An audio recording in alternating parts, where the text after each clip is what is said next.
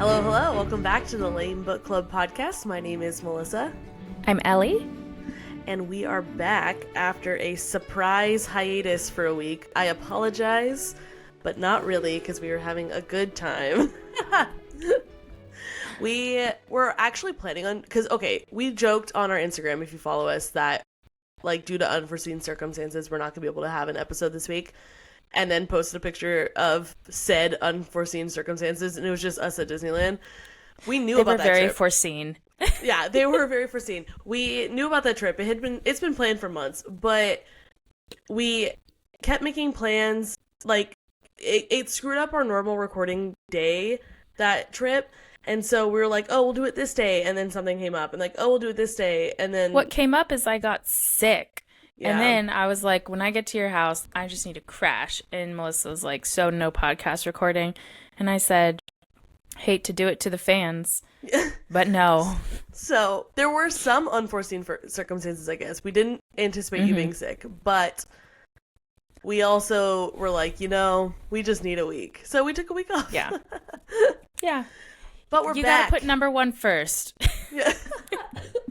Also, now that we got back, I got sick then, this last week. Which, and kind note, was not from me. Not at all the sickness I had, so. No, it was not. It was from Disneyland. I blame Disney, but worth it still. It was fun. Except, maybe not, because I'm going to be so dramatic when I say this, but hear the truth in my words. I've probably been sicker in my life, but I haven't been that sick in a long time. I was literally in bed for 3 days. Like, it took me out. I think it was a sinus infection, and I've never had a sinus infection before this last week. I guess I still can't confirm if that's exactly what it is or not, because I did not go to the doctor, but... I thought you did. No, you told me to, and I said maybe, and then I didn't. Oh, that's how that happened. Yeah. But anyways, all that to say, I still have a lingering cough, so sorry. Well, but that's there's okay. nothing I can do about it. So I feel so uncomfortable when people when people cough, and there's no courtesy that you say. Like with sneezing, you say bless you, and I feel so kind and sweet when I tell people, oh, bless you. But with coughing, you just kind of look at them and ignore it, and I feel rude. So I just wish there was something you could say. We should make up something. But there's no, I absolutely am not going to make up something and go use that. My Gretchen Wieners? No. So fetch. Every time someone coughs? All right. Well, we had a great time at Disney. It was a lot of fun. We took my toddler with us. It's weird. 3.5 is very much a toddler, but it's weird that she doesn't feel like a toddler at the same time. So, no, she feels so old. In some aspects. But then at the same time, when she had all her meltdowns on the line, I was like, she's crying in line because she can't get the pink teacup. Yeah, every ride we went on that there was a pink option, she wanted the pink one and would get... Let me tell you, one time we got the pink option. So you can imagine how many disappointments there were. And it wasn't even an immediate... it wasn't yes, we got the pink one. It was just as this... we should. Yes. And then what anytime I we didn't, full meltdown. Yeah. Oh, man. So fun.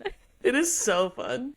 Has there been any book news lately? I've been trying to think. I feel like everyone's going to probably have... I'm so honest with you. I have not really... This is unfortunate. I'm always in the book world as far as being on socials, but I've not really been looking for much just because I'm trying to get back into the swing of work and life and working out and all that. So couldn't tell you if there was. If you guys know if any book news has come out, let us know. Please do. I know a few people in our Discord have finished Empire of Storms and Tower of Dawn. They finished the tandem read, so everyone's geeking out about that, which we're very excited to now discuss Kingdom of Ash. I am also one of those people. I just finished. Congratulations.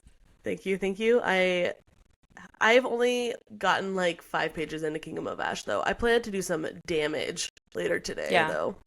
So we will see. It kind of hurts my heart to be that far in with talking with all of you about it, and then we're recording our podcasts from Throne of Glass starting now. I know. I mean, I knew I was going to read faster than we were going to be doing the show, but I'm glad you brought that up because I actually was going to say that too. When I first read, I know everyone's like, oh my gosh, Throne of Glass and Crown of Midnight are so boring, blah, blah, blah. I didn't feel like that when I read them, but I also have to take a step back. I think I read those 3 books in the span of like 2 weeks. Like, I read them pretty quick. You blew through them. And not me. It doesn't bleed together. Like, it bleeds together now in my mind as far as like the chain of events. But when I was going through and doing the outline and like remembering like, okay, this happens in this, I had a really hard time. I'm like, oh my gosh, this was way more boring than I remember it being. But I think that's because now I'm comparing it to Empire Storms and like the big Air of Fire, like the big exciting books. Well, and you took some time in between reading A Court of Thorns and Roses. I think I didn't take that much time in between, and so it was like that Mossverse to this Mossverse, and how it starts out. I was like, this is very different than the Secret City of Valaris. I'm bored, but obviously it's so good. I had a question in my mind, but I'm seeming to have forgotten it. Oh, well. Well, one last piece of personal treasure before we jump into what we have planned. I got my eyebrows laminated for the first time last week. And let me tell you, I am so mad at myself for not doing this earlier. I specifically didn't because I am mostly of Eastern European descent, and I have thick, dark hair, like said Eastern Europeans, and I was like, oh, my eyebrows are too coarse, like, it's not gonna work, it's gonna look dumb, my eyebrows are gonna look stringy. But then I just had been too long since I had gotten them done. I'm like, they look terrible, so I just need to try it. So I was like, whatever, I'm just gonna try it once. If it looks terrible, my Disney trip will be ruined, and I will be sad, but oh well. No big deal. So I did. Big risk. I went the day before we left, but the reward was sweet, because apparently the lady who I went to said that not what I thought was going to be the worst of circumstances to get my eyebrows laminated are actually the best of circumstances. She's like, no, your eyebrows are like perfect to do it. So I'm going to keep, now I'm just mad I didn't do it earlier, but I'm glad that I was brave. I was bold and I figured it out. And it's beautiful. They look, if you're not watching, this might be the episode to watch just for the eyebrows. Okay. I personally, with my Asian descent, do not have thick hair for my eyebrows, so I don't think that would ever work for me. I don't have enough hair on my face to... I don't like how that sounded. At this point, I understand what you meant. At this point, I am a believer that anyone will... Well, that's actually not true. I've seen some pretty bad laminated eyebrows online. Yeah.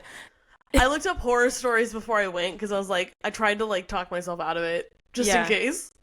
If I was going to do something, I've looked into getting them microbladed, which is like tattooing your eyebrows on. My mom does it, and it looks so good, but it's expensive. So I might just continuing on. I have one more thing to say, and then we will wrap this up with all the stuff. But here it is. Being in Disney, no hate to Disney adults, okay? I'm going to make some bold statements, and you all might not like it, but just hear my heart. And my heart is probably not good here. No, but I'm also going to caveat this, too, with saying that Ellie is, if not a Disney adult, as borderline as you can be, so know I told that... the line. I was going to say, so know I'm who she is when she's making this statement. Here's what it is, okay? I will go probably at least once a year. We go every Halloween, so meet and greet. I'm just kidding. I'm totally kidding. But we go every Halloween. Which means I'm making at least a Disney trip once a year. We like the mouse. What can I say? But here's the line I will not cross, is I'm not going to dress up as a character. Again, no hate if you do. I think it's so fun to like see people like that. But here's the line where I will maybe throw a little bit of shade. If you are above, I'm gonna go as young as 16 years old. Oh. Honestly, the argument can be made for younger. And you are waiting in line to see a man in a costume. By yourself. Don't. By yourself. Yeah. And this is being brought to light because Melissa and I would tag team with her baby, where she would go wait in a smaller line. I would wait in the bigger line. And then once they got the little signature from Chip and Dale, they'd hop over to the Mickey Mouse line where I was waiting. And the amount of people that assumed that I was there by myself waiting for the mouse, outrageous, which means it's a norm. Please. Outrageous. We do not need to get a hug from a man in a mouse costume. Also, we are there for the rides as adults. And also, this was even just like, I think I'm just hyper aware of weird situations because I have anxiety, and also because my stepdad that I grew up with was a cop. So he just was like, I was like growing up constantly being told about people I should be like looking out for and situations to avoid.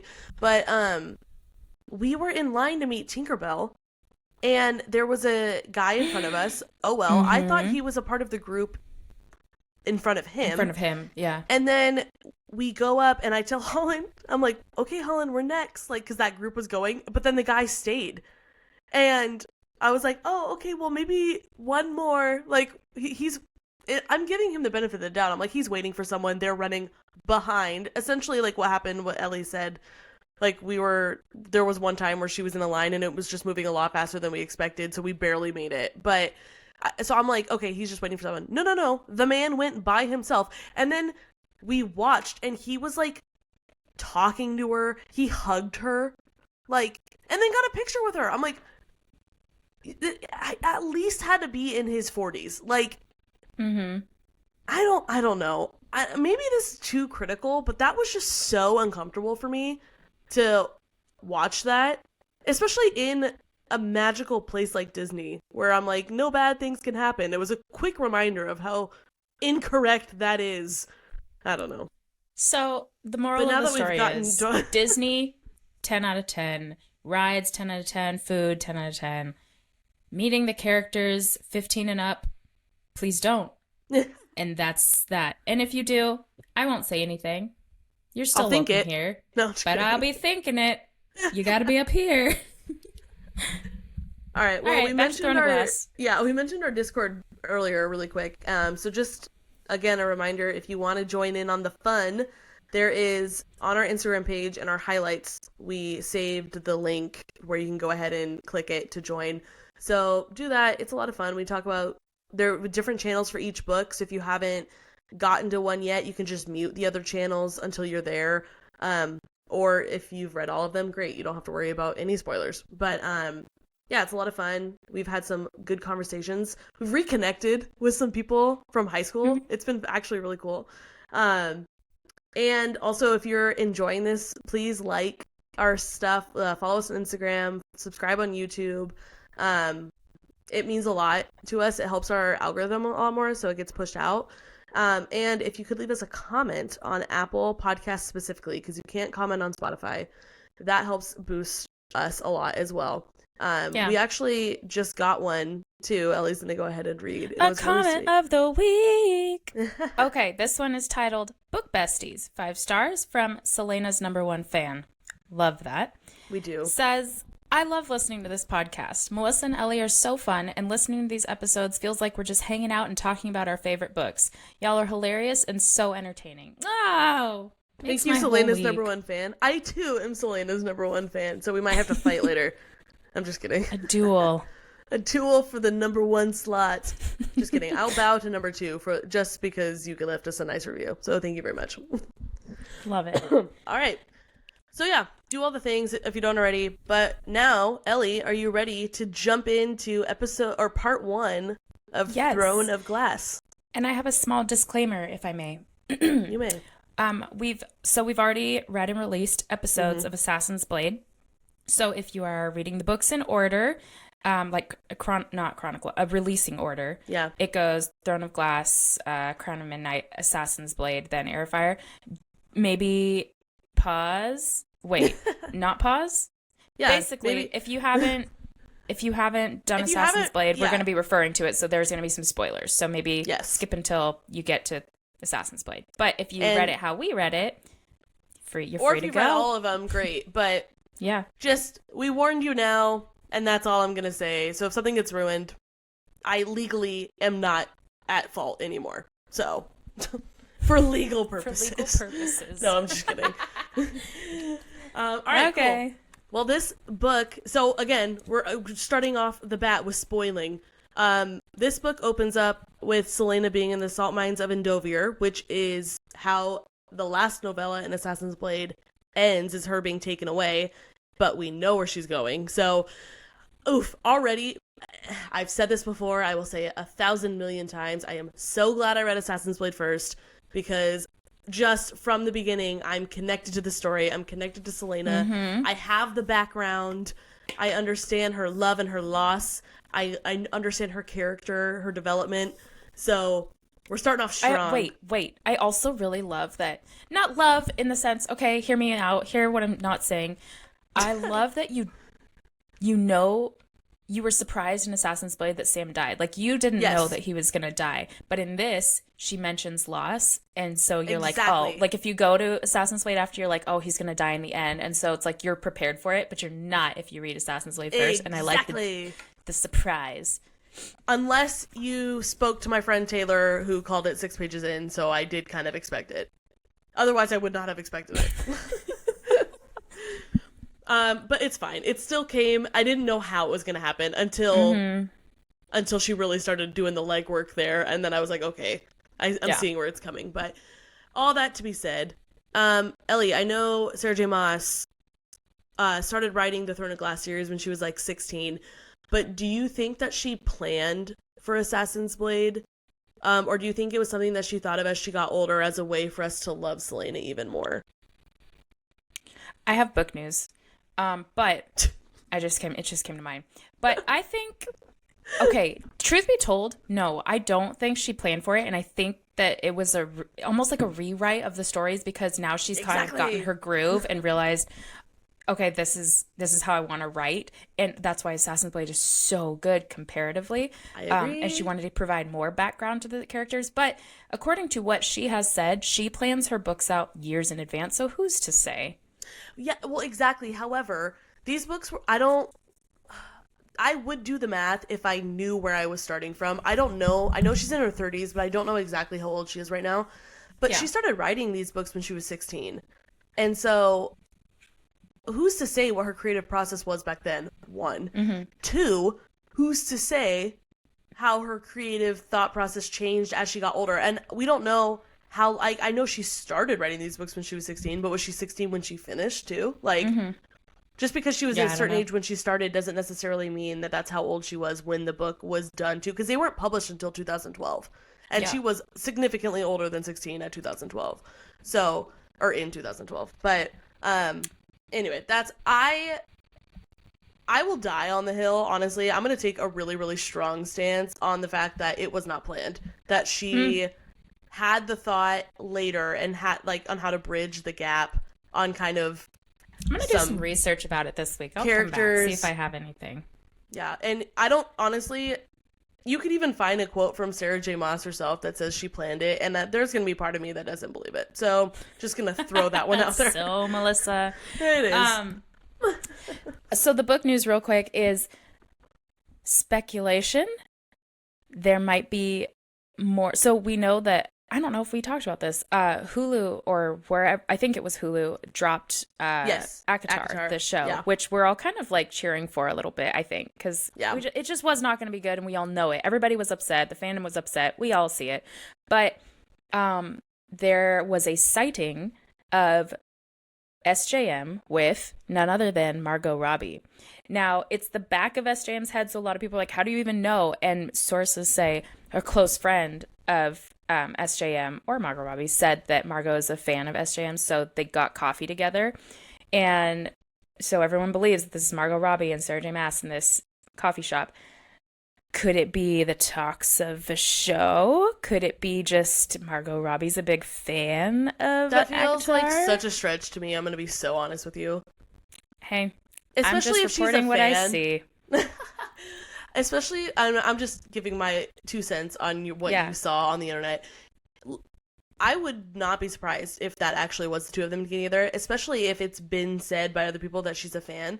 But, and my, I don't know, my naive mind might be exposed here a little bit, but, or just lack of understanding of how Hollywood works, but Margot Robbie's just an actress. Like, as far as I know, she doesn't have a film studio or like any like connections and or sway as far as like getting a show to be developed. She does. She's big enough that I think she. Well, I could know be she's like, a big actress, but direct. I just don't think honestly, she's done any directing. I don't know. As far as I know, couldn't tell you. This is this is what I saw on the internet, and this is what's coming out of my mouth. Well, exactly, and this is just my thoughts. All that to say is, I think that they're probably just friends or want to be friends, and however, she would make a pretty good Morrigan. So, so we might be for it. Just gonna throw that one out. Yeah, no. Before I was okay, but wait. But what if they're talking Throne of Glass? Would she make a good Celaena? Oh, she would. Well, probably. But physically, yes. Physically, yes. But I don't know character-wise. Whatever. Let's get back because we have a lot to talk about. Anyways, so she's in the salt mines of Endovier. Very quickly into the story, we meet none other than the infamous Chaol Westfall, captain of the Royal Guard. And we're going to pause again real quick to talk about the pronunciation of his name. Because I believe it was Sarah J. Maas herself who said, yes, I cannot believe that I named the characters like this and I will never be doing this again. How the characters, their pronunciations, what's happening? I know she came out with a pronunciation guide as well. And I am telling this right now to the entire world on the internet. I will never call him Chaol. I don't care if that's how it was intended to be pronounced. I will be saying, for the foreseeable future, Chaol. And if that bothers you, I am not sorry. Because that is how it's spelled. I think that's actually how it's supposed to be pronounced, even per the guide. Chaol. No, Chaol. I'm pretty sure it straight up says Chaol. Oh. I don't remember that's because unfortunate. I only looked up the enunciation. I think I had heard his name so many times that I didn't even look at it when I was looking up the pronunciation guides. Yeah. But I did look it up for some other characters that haven't been mentioned yet, so I don't want to talk about it until they are. But I will be bringing that up plenty throughout this series. How to pronounce Chaol? K-wall. That doesn't seem right. K-wall? Chaol. No, I think they're trying to Where's say the Chaol. W? Move on. Last name. K. Westfall. Maybe. Oh, that could be. All right. Okay, so she meets Chaol, captain of the Royal Guard. And reason number 59,500,073. Why I'm glad that I read Assassin's Blade first. Page 2. Everyone. 2. Count them. 2. Of Throne of Glass. Celaena is talking about how for the last year being in the salt mine, she hasn't let herself fear anything. And then it says, and I quote here, when she awoke every morning, she repeated the same words, I will not be afraid. And let me tell you, I was gutted already. Gutted. Mm-hmm. Second page, because I understand the background of that.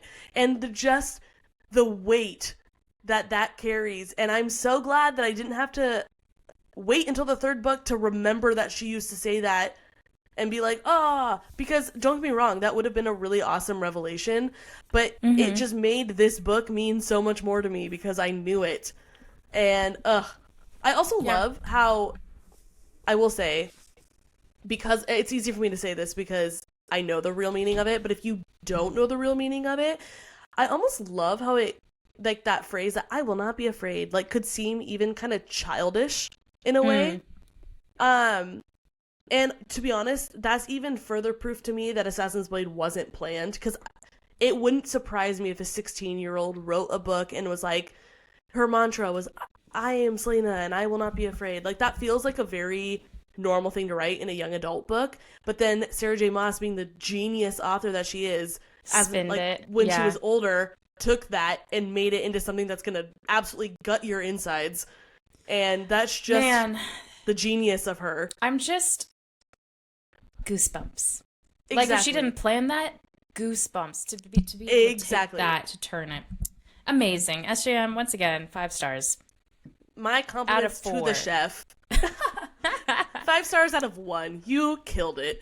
All right, then Chaol was taking her in a roundabout way to wherever they were going. But she says this line that made me laugh.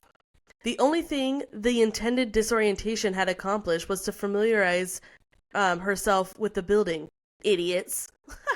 And I just like the use of idiots in that. But we learn, and Ellie, I'm going to need you to confirm with me on this. I could have looked it up, but I was feeling particularly lazy when I did this, so I didn't. We learn then in this part of the book that most people in Endovier were people accused of attempting to practice magic. I can't remember. Did it talk about magic being gone in Assassin's Blade? It did. Yeah. Because it talked about, like, over in Wendland, there's rumors of magic still being there. Whole... Yeah. Okay, and I remember then now. you and I was like, were you kind of curious why the magic was gone? And you said no, because they literally don't mention anything other than this. So it's like, that's so true. It's just a passing sentence. But now we're hitting it. So the magic is gone, everyone. It is. And then finally she's taken to a room after thinking she was going to be killed. And instead, she is brought in front of none other than the Crown Prince of Otterland. Dun dun dun. Celaena refused to bow to him, though. And then a man came up behind her, grabbed her by the neck, and slammed her face into the floor in order for her to bow. And that was the lovely Duke Parrington. Blech. So, who did Ellie, when they described him, because they described him as having red cheeks. I can tell you. Red cheeks. I'm going to, before you say it, I just want to get his description out there so we can clarify what our brains chose to ignore. Red cheeks, a sandy mustache, thinning hair, obsidian eyes, almost as big as her overseer in the salt mine. So they didn't necessarily say how big the overseer was, but I'm assuming that means he's a large dude.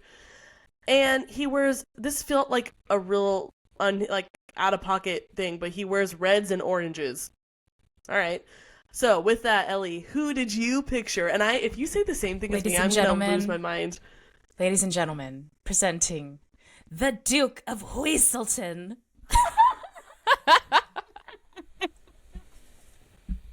Oh no, that was not me. But that is hilarious. Descriptions begun. This was the antagonist of Frozen. Funny that you bring up Frozen, because in my notes I have a point to bring up Frozen later on. So that is actually pretty funny. Yeah, but wow, you really just said character descriptions be gone with that one, because other than the mustache, that is about the opposite of what I just said. So I also took the character description with a grain of salt, and I think it's the red cheeks is what got me. And I don't know why, but because I picture him having kind of a lisp, and because he's gross and icky, and I just feel like a lot of gross, icky, and I'm going to say this, I realize that not everyone with a lisp has one, or is gross and icky, but I feel like a lot of times when there's like a older, gross male character, they give him a lisp just to add to it. So all that to be said, I pictured King Candy from Wreck-It Ralph. And he is like... That's a good one. I can't even... I'm not even going to do the voice, but that's kind of who I picture. I have it so clear in my head, but if I attempt... Exactly. That could be devastating for our podcast. For me as a person, let's not. For my pride, it's just going to... My pride. So, anyways, now you guys know when we're talking about Duke Parrington... Ellie's picturing the Duke of Whestleton, and I am picturing King Candy. Whestleton. Yeah. Dorian. Also, sometimes I might accidentally call him Dorito. I did that on accident once, and it just kind of stuck in my head. So, fair warning. But Dorian, to me, was an immediate green flag. What about you? Just the way he handled the Duke. Everybody was introduced so... Yeah, I mean, yes. The way he was like, don't do that, and stood up for Celaena, even though she was not... It wasn't even as much... I mean, yes, he was like that, but it was... I just loved how he was so smug about it, though. Like, he was defending Celaena without it making it seem like he was. Because he just was like, why are you making someone bow? And the whole point is to show respect and loyalty. Clearly she doesn't, so I don't... It doesn't mean anything to me. Like... Yeah. You bug. You can tell he was being painted as someone with good morals. So yes, exactly. Yes, we liked him immediately. I will say I was really thrown off with the names right from the beginning of this book because I wasn't paying too close of attention. And so I thought Chaol was Duke Parrington, but his first name was Chaol Parrington. I was confused. Chaol, Westfall, Duke Parrington. Yeah. One and the same. No, I'm not gonna lie. I had to reread this scene a couple of times too because I thought Chaol was the one who pushed her down at first. And then all of a sudden they're describing this Duke guy and then King Candy comes in my head. I'm like, wait. Hold on. What is happening? Hold on. So I had... but then the second time I read it, I was like, okay, I'm paying more attention now and I got it. But that's funny. I did the same thing. Mm-hmm. So anyways, Dorian was an immediate green flag. Also, I love when Sarah J. Maas describes characters, and this is the exact verbiage as she described Dorian, as achingly handsome. Yes, please. I'm gonna start saying that. Oh, he is achingly handsome. And the sad thing is that most of the time I say that, it is about fan art. So that's where I'm at in life. But Dorian was arrogant, and that's okay, because we don't mind a little bit of it, do we, Ellie? No. Excellent. That was a test, and you passed. The story for trying to escape was both funny and sad at the same time, and let me tell you why it was funny. Because Celaena got to, like, the very edge of being able to escape. Like, she was so close. And to me, it was funny how she kept having Chaol spit facts. So she was like, yeah, well, I got to the wall. And then Dorian's like, well, you didn't escape, so how is that impressive? And she would look at Chaol, and Chaol's like, most people don't get 3 feet. And she's like, and how far did I get? And he goes, 363. So, like, I just love how Chaol was, like, not happy to be defending her and, like, how close she got. Mm-hmm.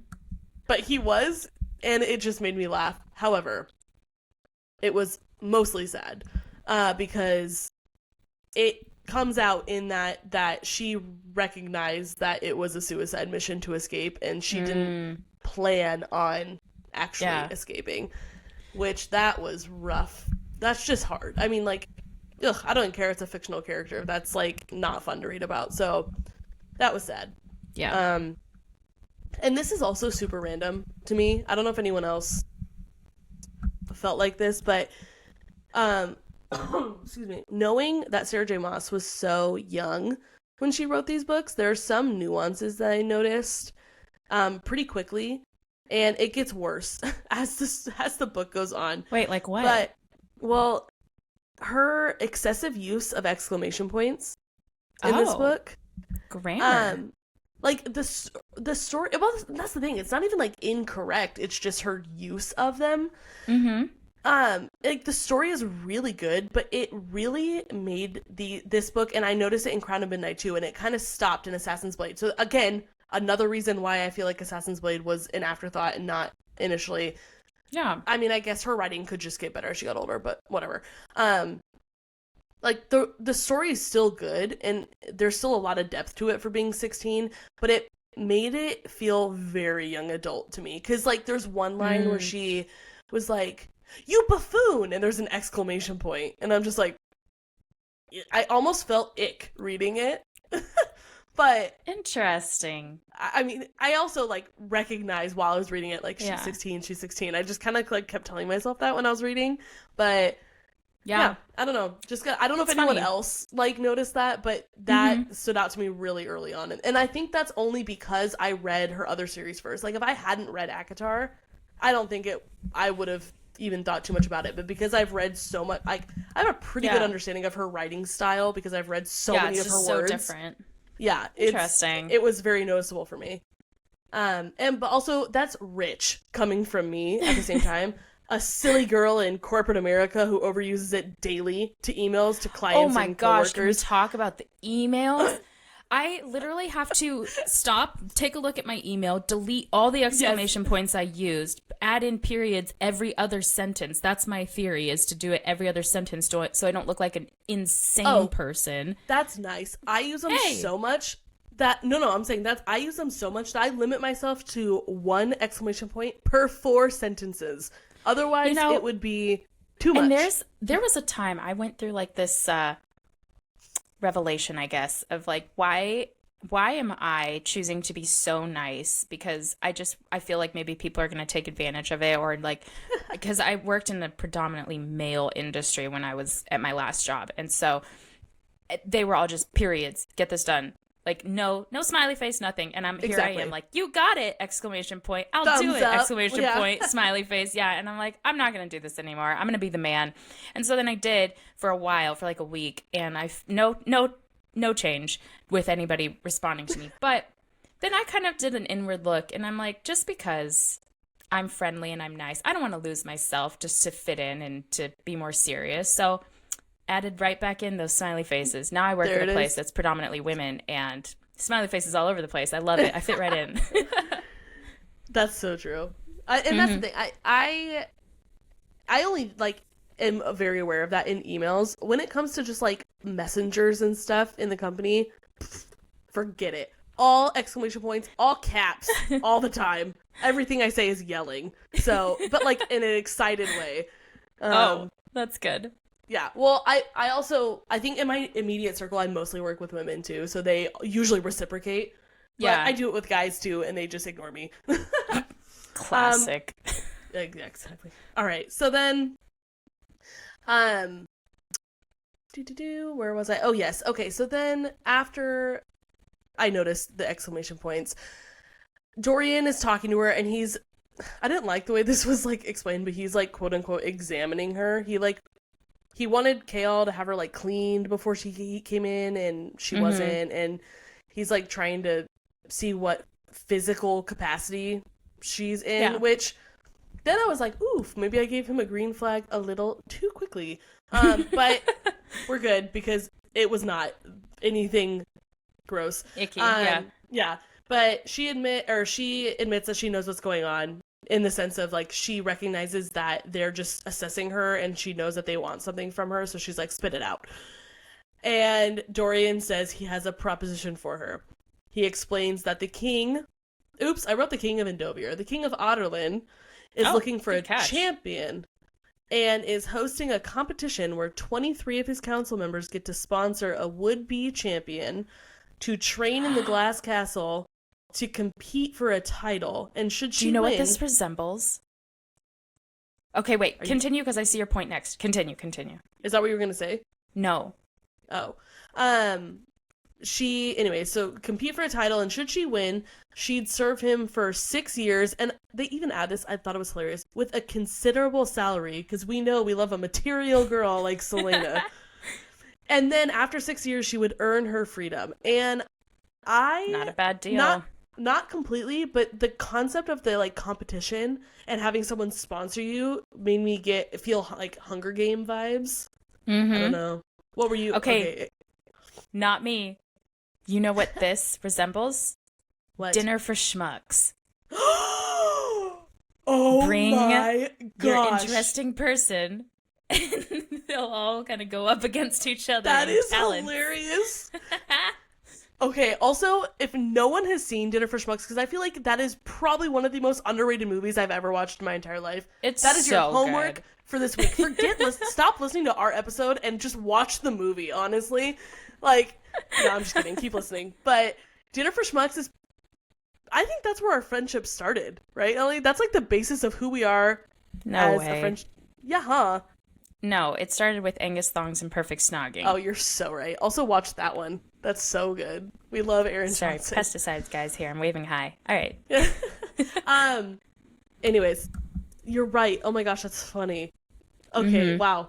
Anyway, so after that, she learns that the competition would be the people in it would be other assassins, some thieves, and then some warriors from all over Aurelia. She also learns that she'd be competing under an alias. Why did I have a hard time with that? Since no one knows that Celaena is a young girl. And Dorian made the mistake of telling Celaena with his body language that he offered, or that he would, oh my gosh. Dorian made the mistake of telling Celaena with his body language and the fact that he offered to be like, oh, I'll also just I'll convince my dad to make you, or let you go free after 5 years, that he was desperate. So she, like the awesome FMC that she is, used that and was able to negotiate down to 4 years instead of 6.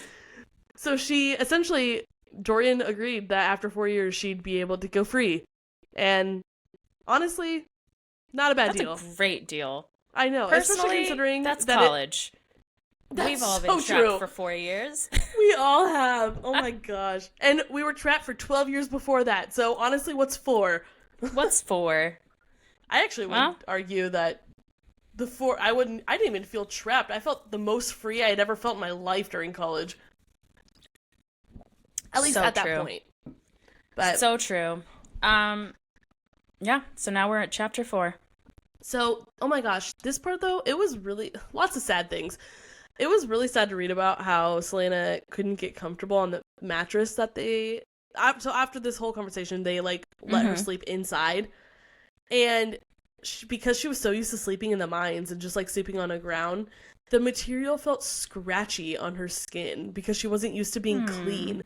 Ugh, that's so heartbreaking. Yes. And I mean, I was going to say relatable. Fortunately, it's not relatable for me, but like, I don't know, it just feels so worldly, if that makes sense. I don't know. It was just sad. I had the opposite experience once. My family and I visited Taiwan, which is where my dad's from, his family. And they had us sleep on bamboo mats. Like, the floor was bamboo, and we just were expected to sleep. I'm telling you, I think I was 13 years old, did not get a wink of sleep that night. Like, could not acclimate, could not adjust. And I remember it to this day as being the most uncomfortable night of my life because I'm like, my back hurts so bad. I turned to the side, I'm hurting so bad. Like, everything's just stiff. So, in a way, I get it. In a way, I do not get it.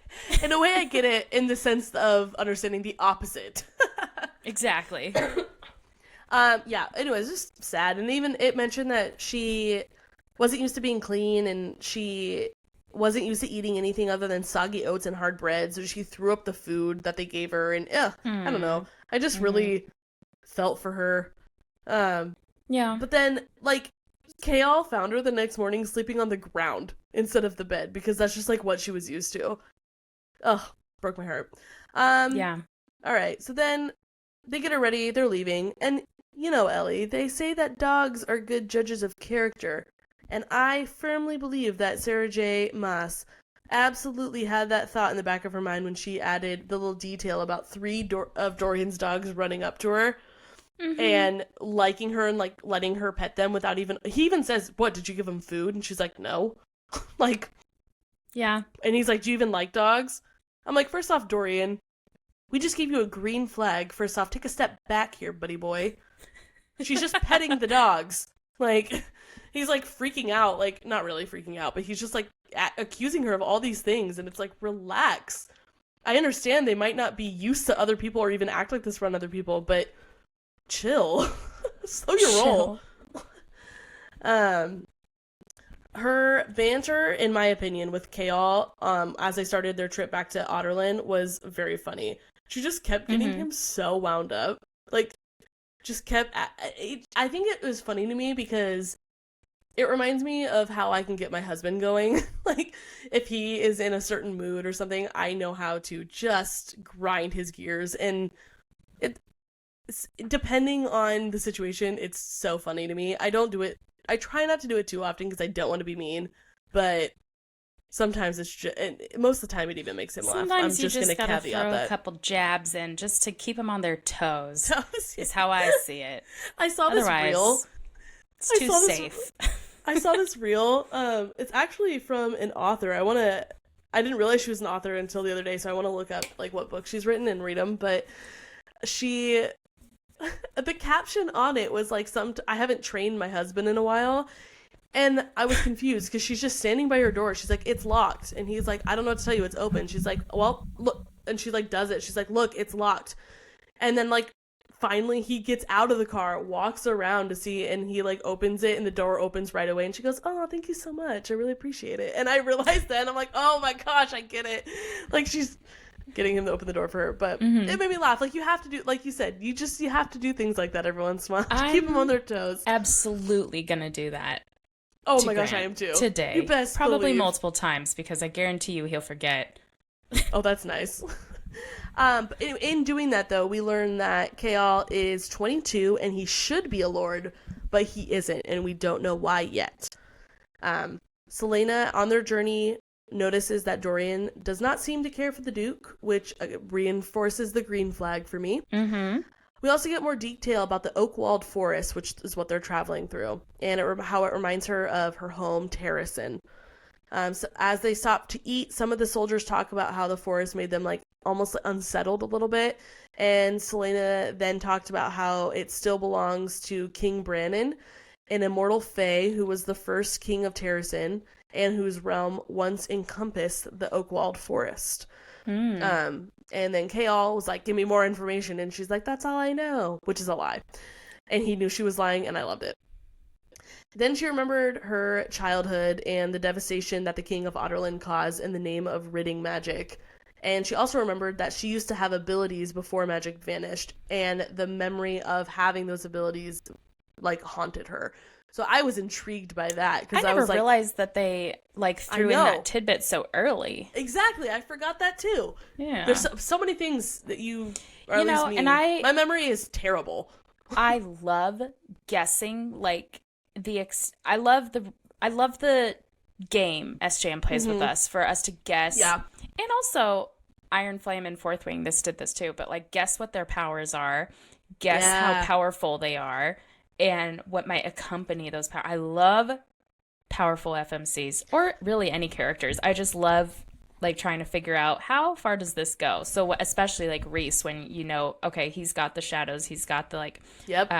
What do they call it? The mind speaking, Demati. Demati. Yeah. I think that's how I said it. Who knows if that's how it's pronounced? Yeah. But I just love like you find out he's the most powerful, and there's the second most and third, and I love that. Honestly, too, like, building off of what you just said, like, the way that, even, like, you too, Rebecca Yarros, mostly, for me, Sarah J. Maas, because I keep rereading these books when we're doing the outlines, she writes it in such a way, like, so the first time, you're just gathering all this information, and then you have this, like, mind-blowing moment at the end of most of the books about something that was already mentioned. But it makes it so much more fun to even go back and read it. Like, there aren't a ton of books. For me, I don't know. Some people love to reread books. Some people have comfort books. If I have any comfort books, it's ACOTAR. Like, that's what got me back into reading. But it's just, I've never read a book that I have enjoyed so much. I would even go so far as to say more the second time as I have any of her books. Like, because most of them, it's just like, oh, I know what's going to happen. I don't really care to read them again. But hers, because there's so many little Easter eggs that she leaves throughout that maybe, and this is probably just because, again, my memory is absolute garbage. But I, like, either miss them or forget about them. So then going through it again, I'm like, oh my gosh! I think it's honestly a forget thing, because there's so many details. How could you possibly remember? All right, so now chapter 6. After 2 weeks of traveling, they arrive in Rifthold. And as Celaena sees Rifthold's glass castle, she recalls seeing it for the first time as a child, and she still feels it to be, quote, tasteless, a waste of resources and talent. You know, obviously, I feel like that about so much architecture in America. Are you kidding me with these warehouses I'm seeing? Like, you go to, this is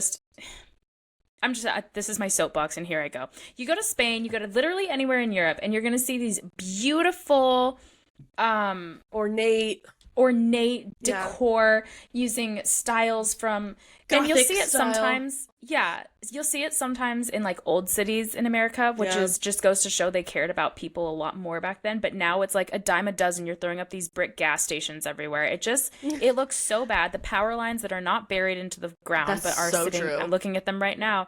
Ugly. And I understand it's going to cost more, but also we just need to revamp that's a what lot. I was going to say. I feel like it's about quality over quantity, and we have lost that touch. Mm-hmm.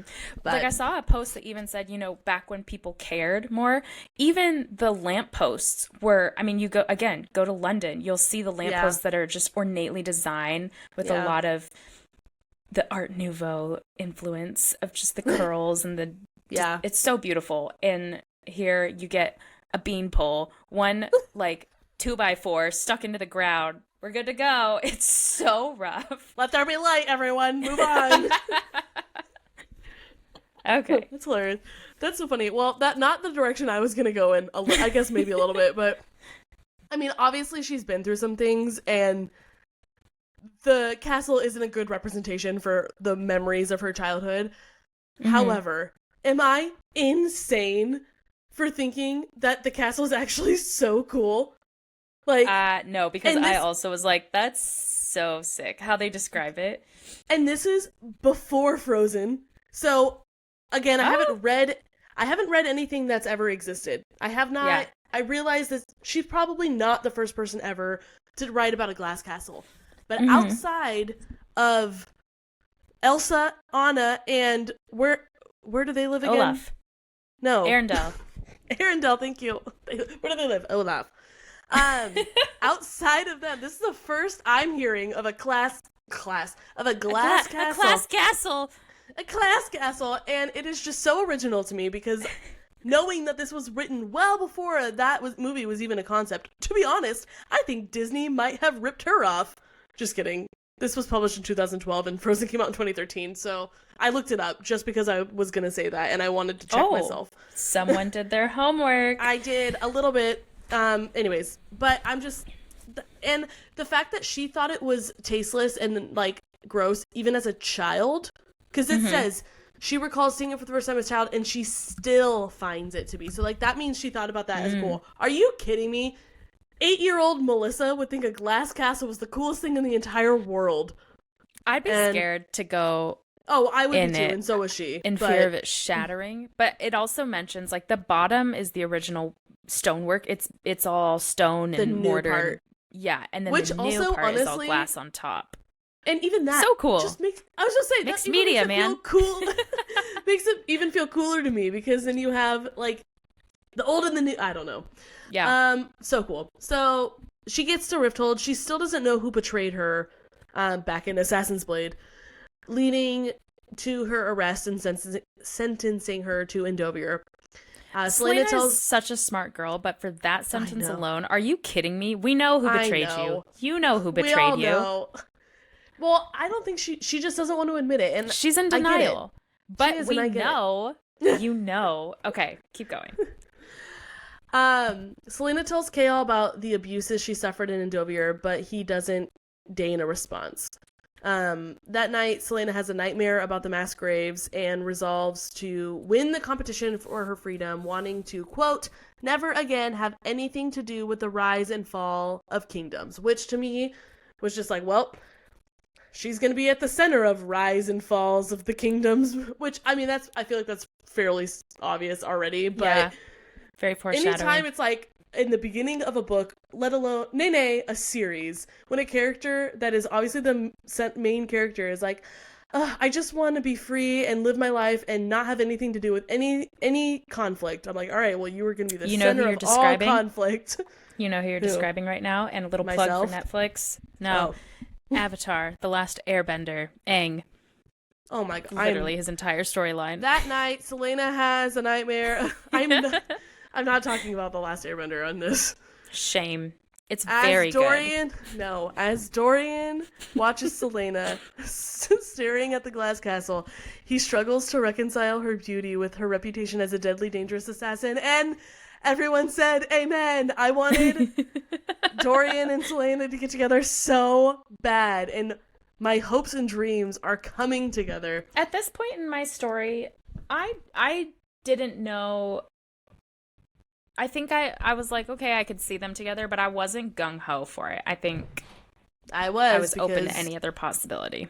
I take that back. I wasn't as gung-ho about it initially as I'm making it seem like I am now.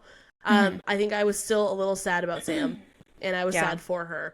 But I was very much hoping that that would be a thing because, again, I read for the romance, so everything else is secondary as far as my opinion when it comes to the storyline. So then Celaena's quarters are in the older part of the castle, which is a relief to her because she did not want to be in the glass. And I can 100% get behind that. We just talked about it. I wouldn't want to be in the glass part either, but I'd like to look at it because it seems pretty. From a distance. Outside, yeah. Yes. Respectfully. No, thank you. Philippa is Celaena's lady-in-waiting, and she explains that she and the guards outside Celaena's door are the only ones who actually know her true identity. Most assume Celaena is simply, quote, another lady friend of the prince, referring to his reputation as a ladies' man. How would you feel if that was your reputation? I personally would not love that. Agreed. And that Neither is my only thought. Yeah. There's really not much more to say. That is so disrespectful to me. It's just so gross. I don't know. I mean, like, I know her goal there isn't to, like, schmooze people. She doesn't really care what they think of her. But I would still care about that. Like, even if I didn't care what people thought about me, I wouldn't want them to think that about me. I feel like it's so much easier to be like, oh, she's, like, a new librarian, or she's the new servant, or whatever, I'd as rather opposed be like to a scullery maid. She's the prince's hussy. Oh, the prince's lady friend? Okay. Flavor of the week, lady. Oh. So, yeah. Nah, agreed. Not a fan. The king is displeased with Dorian's choice of champion, as he expected, and the king doesn't trust her. Parrington's champion, Cain, will be a fierce competitor, but Dorian still thinks that Celaena will win the tournament. The king scolds Dorian for his romantic affairs and cautions him against developing feelings for Celaena. Again, I'm like, oh, good, here it comes. It's happening. They're warning him not to do it. He's gonna do it. Everybody stay calm. And honestly, I knew it was gonna happen the second she described him as achingly handsome, because we didn't talk about this, but she describes Chaol as being, oh, what is it? It was like not. I don't remember exactly how it was phrased, but something along the lines of, like, not great looking, but okay. Like, that's literally how it was initially described. And I was like, poor Chaol. But then I think she only did that so that the achingly handsome of Dorian would stand out more. Okay. And also because he pointed out that he had a hard time, like, because of how beautiful she is, he had a hard time even, like, associating her with what she's done. And when Dorian replies, the king strikes him across the face, demanding total obedience. Aww, Dick. Dorito. Hate him. I know, my little nacho cheese Dorito. How rude. Celaena and Dorian's relationship starts to grow, and he helps her get access to books in the royal library. And the next morning, Celaena overhears Lady Caltaine Rampier talking to her. Ladies in waiting. Wait, real quick. The name Caltaine. It reminds me. Caitlin for the entire book. Oh, that's so good. No, it reminds me of the crackers, saltine crackers. It's saltine crackers. I was like, I don't like this name. It was so. I even texted my friend, like, are they serious about Caltaine? What kind of name is that? Why couldn't you call her, like, Jessica? Caltaine? Well, when someone's named Chaol. I know. You're probably not going to go with Jessica. There's so many other medieval names you could use. Let me think of one real quick. Go ahead. Loch Ness? I don't know. The lady in waiting, Saltaine Rampier. Saltaine Craquet. Oh man, that was funny. Wow, I wish I thought of saltine crackers instead of Caitlin. Yeah, I don't know. That was all right. Caltaine complains to the Duke, or complains that Duke Parrington is courting her, which, again, ick, because she's like the same age as Celaena. The Duke is King Candy / the Duke of Westleton, who's old. Yeah. Yuck. Also, it was yuck in Frozen when he was trying to court Anna and Elsa, so, like, that's disgusting. Preventing double wise Caltaine. Again. Double wise, yuck and yikes. Preventing and that she's mad because it's preventing her from developing a relationship with Dorian. The only reason she's there is because of the Duke. When Celaena wonders who the mysterious, quote, harlot, who arrived in Rifthold with the prince could be, Celaena pushes a plant from her balcony to crash near her below. And we love Celaena for this. That was hilarious. So, Celaena is totally the new Lysandra in this book. And I like a little girl fight. I don't know. Does that make me not a girl's girls? I don't think so. I just think no, you're a sometimes I like it's the drama. I live for the thrill. It's the drama. I was just like the drama, like the murder. What murder? What drama? We need a little bit of drama, but when it goes as far as like how Kat went in Iron Flame, that is too far. That's beyond drama. That's just vengeance, and we don't. That's not a girl's girl. Yeah. But with the drama, it is. All right. Drama. Chapter 9. Celaena meets the king. She regrets wearing such a lavish dress. She is visibly nervous about seeing the king for the first time since the trial that sent her to Endovier. But Chaol reassures her. Interesting. Before they enter the throne room, Chaol compliments Celaena, saying, "You look rather pretty today." And I did not care for this one bit because I want Dorito. I want Dorian. I don't know why the sentence, "and I did not care for this," sends me over the edge. I laugh so hard anytime that's used. Noted. Chef's kiss. That and a swing and a miss. Those two. Whew. All right. The king explains the rules of the tournament. The 23 competitors will train and be tested once a week for 13 weeks. Some of the competitors are expected to die, and if any of them, many of them will be eliminated at any time for any reason. All right, that feels just like a joke. Like honestly, at this point, I was just like, okay. After Yulmus, which is their Christmas, and I love that she didn't use the word Christmas, but made it some like very obvious, like I think the holiday Yulmus she was is a real referring holiday to. in real life. I think it is too, but I think it's Christmas. I think that's what Christmas turned into. And no, it's not. Oh my because God. The first thing I typed, Yulmus says Throne of Glass Wiki. Oh, and that immediately leads to it not being Christmas. Because the only it talks about it being in the winter. No, it's Christmas but I thought it was a real holiday in real life. I don't think it's used. I think it's just an SJM thing because that's the only thing I see is like everyone's like Throne of Glass, SJM. Whoop. Well, I just like that it's like still obvious what it's referring to. She also, this is like way too detailed for us to get into, but they even talk about her version of Halloween in this too. Mm-hmm. Do you remember that? I thought that was cool. Love Halloween. All right, after Yulmus Christmas, the SJM wiki, the 4 remaining competitors will duel for the title of champion. Celaena's cover story is that as this alias is, she's Lillian Gordania, a jewel thief and the daughter of a wealthy merchant from Belhaven who met Dorian while attempting to rob him. Chaol notes that Parrington's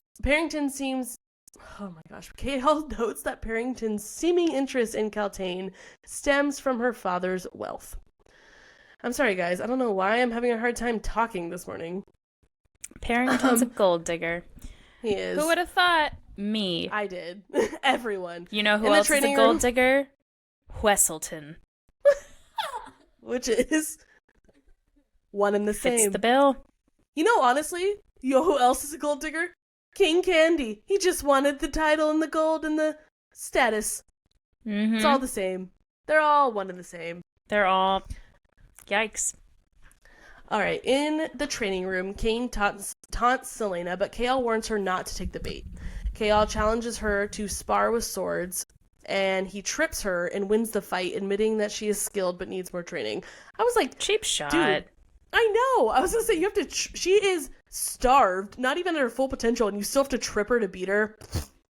Boo. What a boy. The other competitors are all too busy to notice, honestly. Okay, you're getting me so distracted, but I'm going to say this anyways. Maddie Mitchell, Maddie Mitchell, she's, I feel like even turned into like a micro-influencer at this point on Instagram, but she is funny. You showed me her. But she started selling merch. Yes. Because she has this thing like, what? Is it really that hard? Boys do it or something like that. And I bought them for my girls because it's just hilarious. So. Oh, I'll have to see what that is. Made me think of Chaol tripping her and you're like, oh, what a boy. Exactly. Because girls can do it.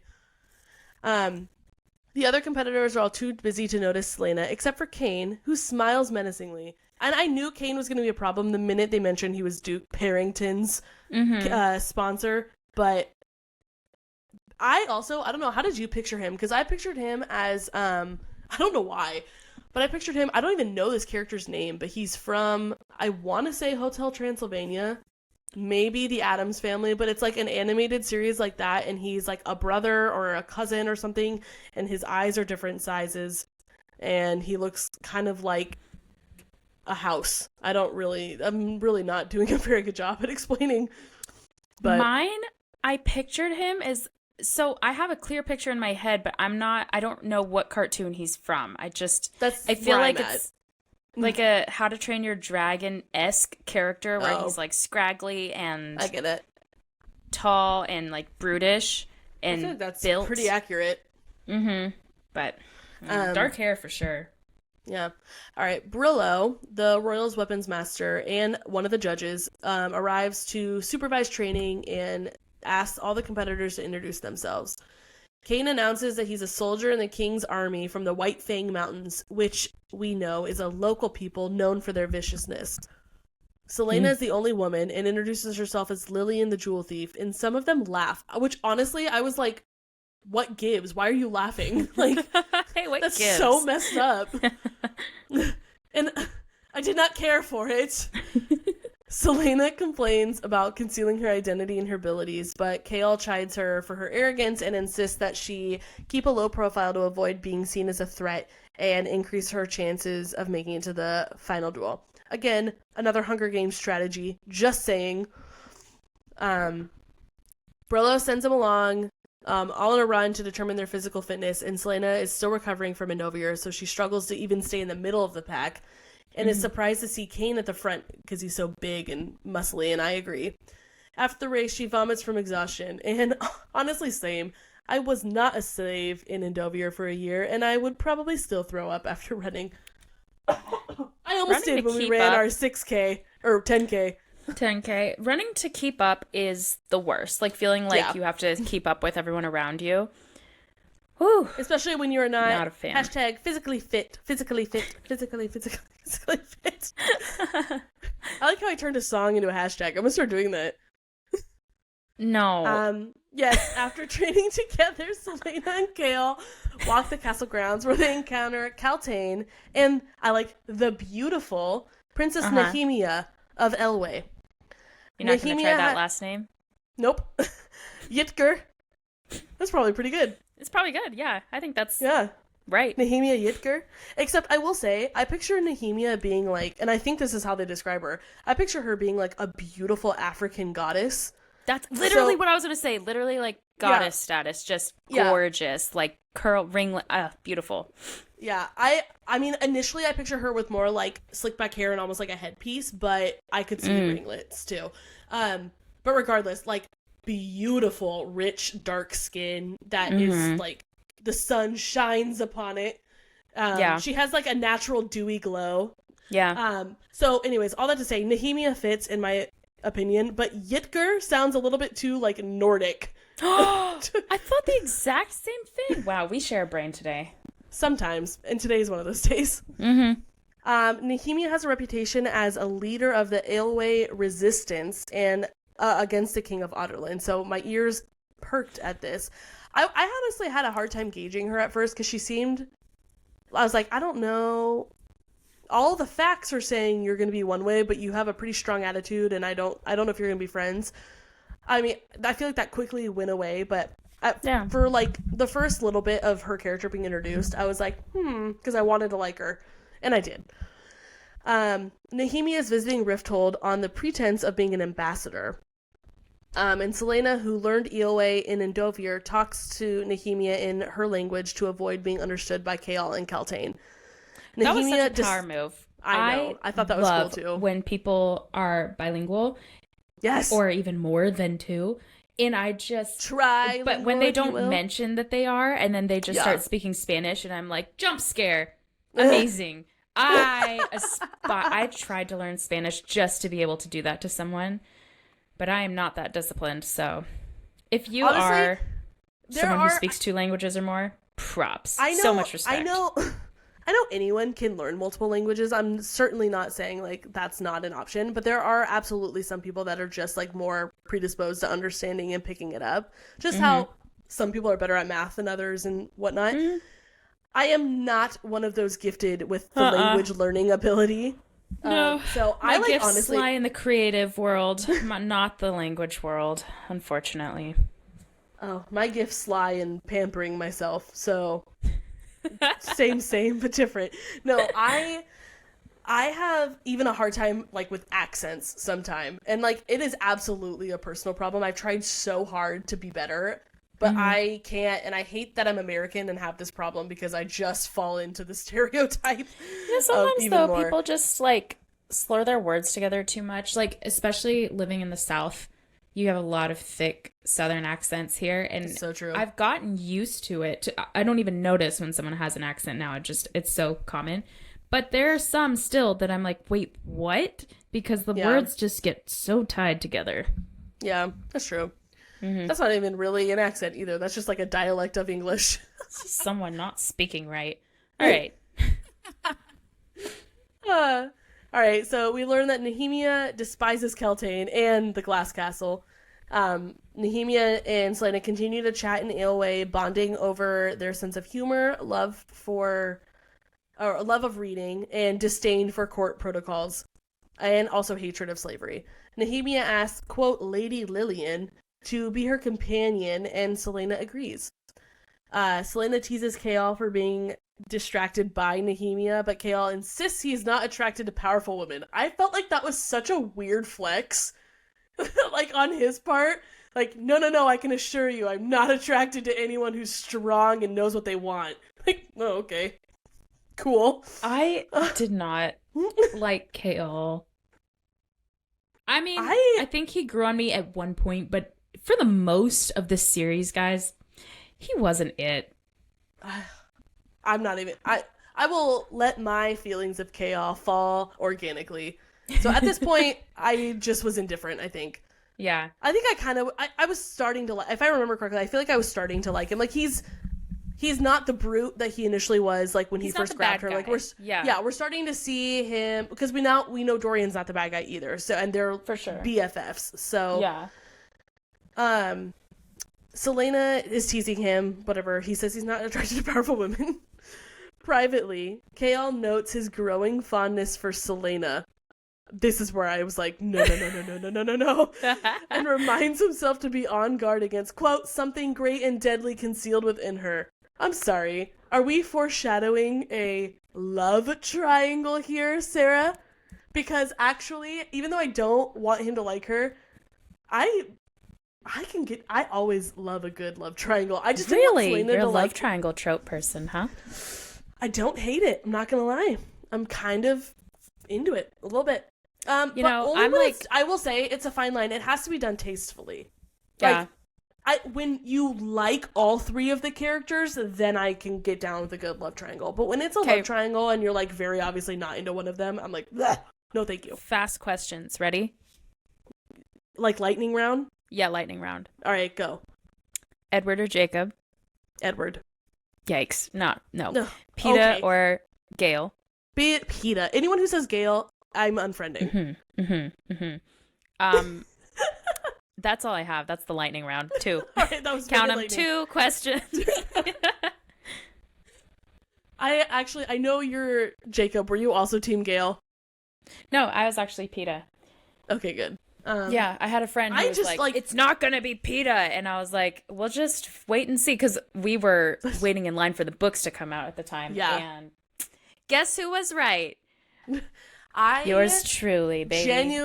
I genuinely can't understand how you read the books and are still Team Jacob. Like, I will admit, I was Team Jacob when I had just watched the movies because I'm Team Taylor Lautner, not Team Robert Pattinson. No, I think Books wise, I was more Edward. I leaned more towards Edward, but movies, New Moon is the best out of all of them, and I will fight you. Spit it out. I dare you. New Moon is the best. No, I don't want to spit my water on my computer. No. That's so funny because I feel like resoundingly among the masses, New Moon is everyone's least favorite movie out of the entire series. Absolutely not. Twilight itself is everyone's least favorite, and then followed by Eclipse. Worst. You are speaking so this is more bold statements. This is more what's the word?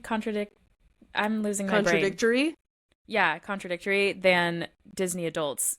This argument. Oh no, divisive maybe. We're gonna get some like comments, I hope, actually. I don't hope care. We get some comments. And here's why. Because I'm right. Okay. And so that's that. All right, Martin. For any of you who don't know, that's Ellie's dad's name. Okay. They learn that Bill, quote, the Eye Eater, was found murdered that morning, his corpse mutilated. All right. I was going to say this earlier, but I remembered I wanted to wait till this part because this is really when it, like, hit home for me. Mm-hmm. When this happened, did you immediately think that this competition was actually a ruse and they just gathered them all here to kill him? I definitely thought something weird was happening, but I don't like how open-ended this plot became, where it's like, we started off with she needs to defeat these characters in order to win her freedom. And then all of a sudden we throw in a third element of something's happening on the sides. People are dying. Well, I didn't love how we just knew nothing about that. And I know obviously you have to create a story, but yeah, it threw me off. I don't know. Because here's my thing. I absolutely did, because why else would the king... Okay, the king wants someone who's going to work for him, someone who's going to be his, like, right-hand assassin, which also, side note, I just hate how they call it a champion. Just call it an assassin, or call it, like, a little friend. I don't know. Like, a champion... You can win to be the king's little friend. I hear it now, and I hate it. But I can't believe you were serious at any point with that. I wasn't that serious. Introducing the king's little friend. That is horrible.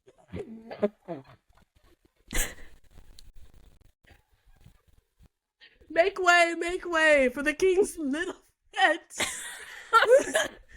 The royal guard. Oh, so no. I'm so red. That is disgusting. Champion will work just fine for these purposes. IMO. Oh, alright. Anyways, I did think that it was a ruse, because why else would the king include, like, criminals, though, and, like, his running to be his champion? I'm like, what a weird lot. I think that's just the young writing, in my opinion, because to me it's like, that doesn't make any sense. And then how would the king trust someone who was a previous criminal? My point exactly. How could the king trust his little friend? But all right. Yeah, I think that's just the way it was written. We just gotta let it go and move on. All right. Nox and Celaena, Nox is one of the other competitors, start training together. And he is also from Terrasen, so him and Celaena become friends.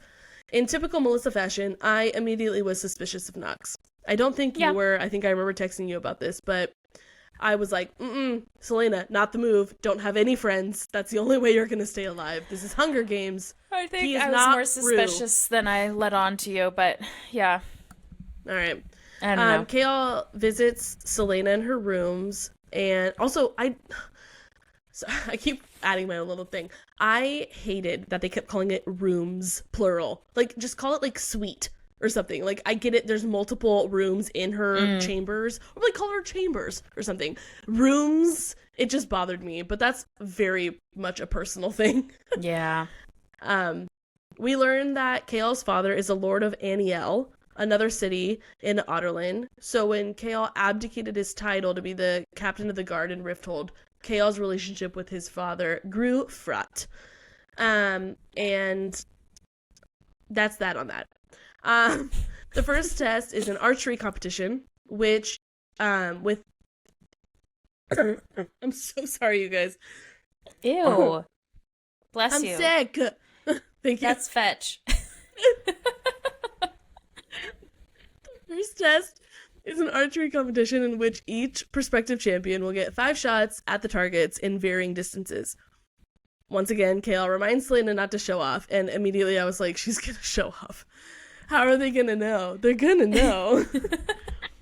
Cain hits all 5 bullseyes, but none through the absolute dead center. So when it's Celaena's turn, she calms her nerves with the mantra from Sam of I will not be afraid. And then hits 4 bullseyes in a row. Carefully to place them near shots, or near the outer edge, so it's not like dead center. However, she can't can't control herself, and the very last one she hits it dead, absolute dead center. It wouldn't be a Lame Book Club podcast episode if we did not mention Dashiell Robert Parr and how they, casually, which in layman's terms is Dash from The Incredibles. When Helen is like, Dashiell, you need to slow down if you want to like join the. Or he's like, I'll only be the best by a tiny bit. Yeah. Well, and then I love Celaena here. When he's racing and they're like, he's ahead and they're like, slow down. They're like, second. And all the parents are looking at him like, what are you doing? That's literally Celena's capabilities here. It's like, honestly, go for second. Except she went for first. Yeah. Celaena is still feeling out of shape and struggles to keep up with Chaol in their morning runs. I actually, honestly, I'm not gonna lie, I'm liking Chaol more at this point, and I actually really liked their training dynamic. I thought it was fun. Yeah. When Celaena vomits she throws up a lot after a difficult workout, Chaol notices the 3 long scars on her back, and she tells him about being whipped on her first day in Endovir.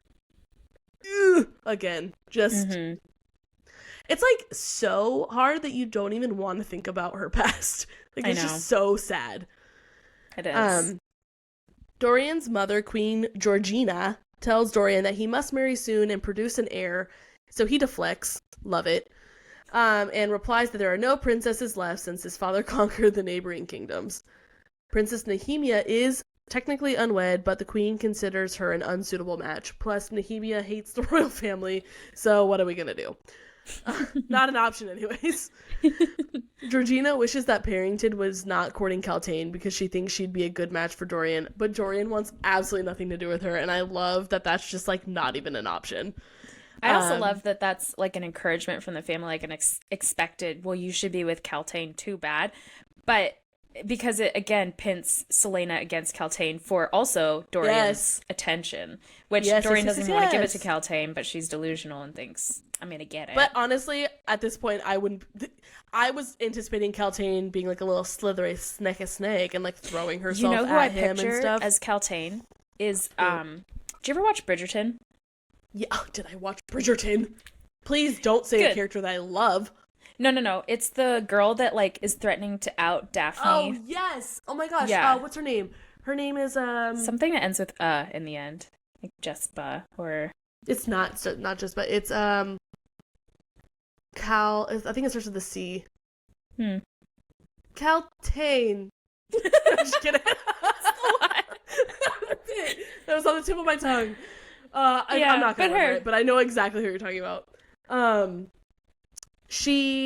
Georgina wishes that, Parrington wasn't courting her because she thinks she'd be a good match. But he doesn't want anything to do with her or any of the other ladies in court due to just his disinterest in them. And also he is like not even interested in any of his father's quote unquote conquests. He doesn't want to be like his dad. And we just got to give him a round of applause for that. Dorian feels like an outsider in Rifthold and would be desperately lonely without Chaol. I liked getting his perspective too. Yeah. But then Celaena starts to admit that she's attracted to Dorian, which I was so happy for her. Except then she also like realizes that it reminds her of Sam. And I even put in my notes the heartbreak, but like the the greater less than sign /3. It made me laugh doing that. I'm not gonna lie. And then Celaena confronts Chaol for not trusting her, and he calls her a criminal, and she tells Chaol that she hates him and storms off. Good. As she should. A criminal? Please. I mean, technically yes, but please. yes. yeah, but no. But no, exactly. And then that's where we're ending. That's the end of chapter 18 as of right now. Yeah, long episode, but it's sorry, funny. But not and sorry. We had a good time. And that's that. So, yeah. All right, well, I hope everyone has a great rest of your week. Don't forget to like, subscribe, comment. We will read your review. Comment too, but also review. Subscribe, all the things. Join our Discord. Like I said, it's in our highlights page on our Instagram channel at L.A.M.E Book Club Pod. And yeah, I think I already said have a great week, but have a great week. I'm so bad at ending these. So goodbye. You are. We'll practice. Bye, everyone. Later.